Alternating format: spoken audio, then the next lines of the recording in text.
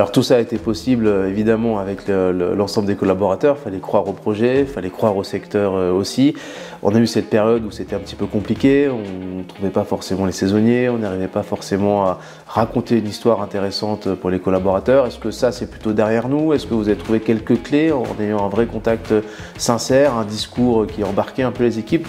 En prenant un peu de recul, c'est quoi ton bilan? Le bilan, je pense que une des règles clés, c'est d'abord d'avoir une vraie transparence, franchise avec eux sur quand on a eu des difficultés, de leur dire les difficultés dans lesquelles on était. Ça sert à rien de nier, ils sont tous intelligents, ils lisent tous la presse, ils ont un avis en propre. Donc d'abord une vraie transparence, une vraie maturité dans l'échange.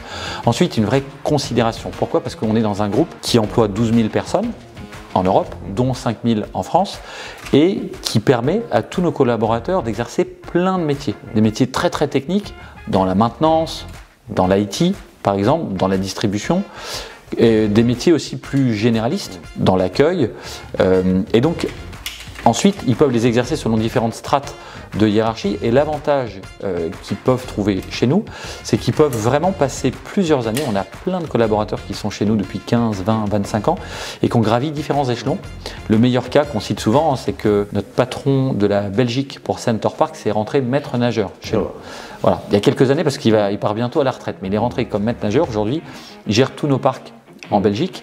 Et donc c'est vraiment cette ascension qu'on essaie de montrer. On a plein de talents en interne qu'on booste très fort pour qu'ils prennent des responsabilités de plus en plus importantes. Et ce qu'on essaie de faire, c'est donner de la liberté. Une fois qu'on a cadré ce qu'on voulait en termes d'expérience de marque, eh bien, on souhaite vraiment que nos collaborateurs aient cette liberté de s'exprimer, qu'ils soient naturels, qu'ils prennent des initiatives envers notre client. Nos clients, c'est ce que nos clients aiment, c'est ce que nos collaborateurs aiment. La vision RSE, donc cette vision sociétale, environnementale avec un vrai engagement et qui ne soit pas un engagement factice, ils nous le demandent. C'est une des premières choses qu'ils nous demandent.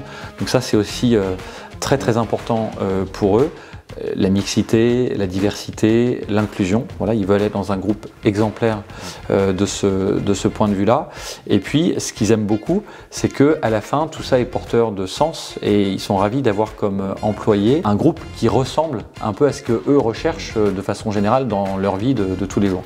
Donc, voilà, donc ça, c'est vraiment les clés qu'on a. Et puis, des éléments de fidélisation. Tu citais les saisonniers. Nos saisonniers, nous, reviennent en moyenne 50% d'une saison sur l'autre, donc on les fidélise et puis ensuite on essaie de les convertir en CDD, en CDI.